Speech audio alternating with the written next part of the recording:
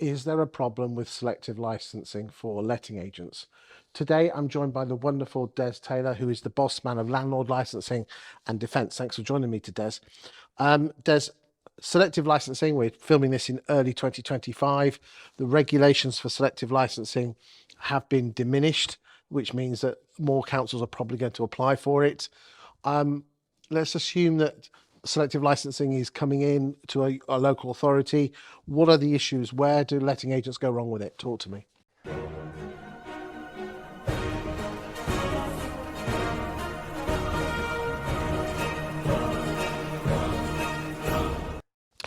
Quite often they agree to license conditions that they don't realise the consequences of them. There's a northern city, Yorkshire, that has license conditions that say that you will keep the property in good repair at all times. That means if it's not as it's supposed to be, then you are liable to enforcement by the council. What does enforcement look like? Enforcement looks like an investigation. Normally they send out a notice, then the police and criminal evidence interview, either in person or on paper, and then they follow that up with a civil penalty fine once they have evidence beyond reasonable doubt. Well, and so for some people who don't have selective licensing, tell me what the selective licensing is and what they should do if it rears its head in their local authority. So the Secretary of State used to have to be consulted for a local authority to put selective licensing in. What doesn't have to happen since the 23rd of December is they now only have to go to consultation. There are many places doing that currently within England, and you will find that most of them are going to go ahead with it regardless of what the consultation comes back with, because so few letting agents and so few landlords actually take part in the consultation. Once that's in place, the conditions that they put in those licenses, if they're not complied with, become criminal offences both for the landlord and the letting agent. Okay, so if a consultancy period comes up, what should letting agents be doing and landlords be doing? They should be looking at the consultation online, and they should be responding to it and putting in their feelings about it, their opinions and the facts that they have. In certain areas, the reasons for bringing in selective licensing in one particular city in Yorkshire, the reasons for bringing it in are complete nonsense.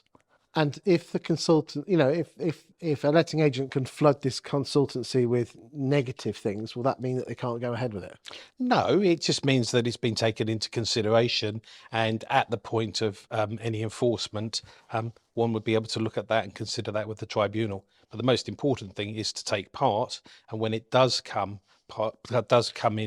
implemented, is that somebody should make sure when you get the notice of intention to grant a license that you don't just accept the license that they're intending to give, that you make representations and seek professional advice on that. So even if selective licensing came into an area that didn't, does every existing letting rental property have to have a license then? Every property that was existing, as soon as licensing comes in the designated area, you have to apply for a license from that day. Okay, and the consultancy bit, does that mitigate the issues that could happen in the future then? No, it's just getting opinion, like everything out there that the government does or local government does. They get an opinion and then they make a decision. It's very rare in selective licensing or even additional HMO licensing that they don't go ahead with a plan that they've already got. But again, if the agents in the town come together, they could not water it down, but make it not so onerous or so much of a, silly points of view or silly aspects of the law which don't make sense.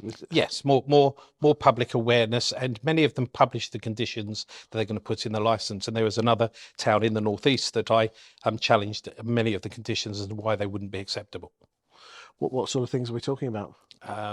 Things that they're asking you to do that may one of them, keeping the property in good repair at all times, ensuring that you will produce documentation that within 7 days, which is quite often the requirement.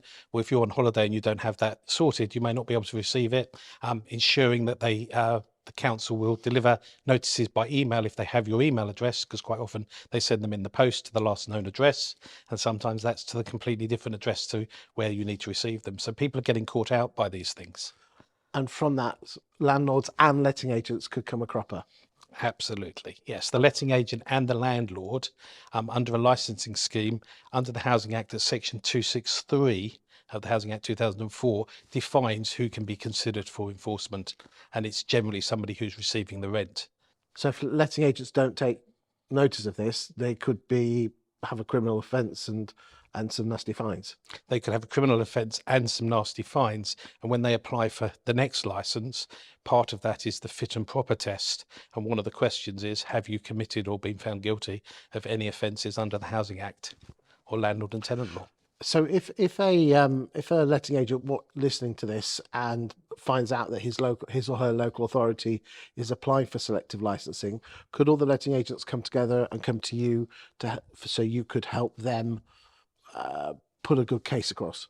Yes, we've done that. We've done that for a number of times, and we've had landlords associations come to us as well, say, can you help us? Can you write the representation? Can you put that together for us?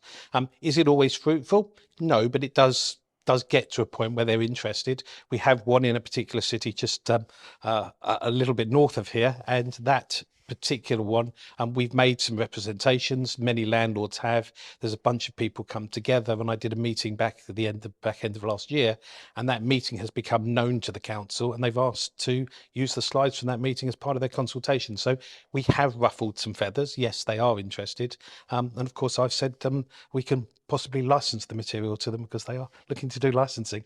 Thank you for your time today, Des.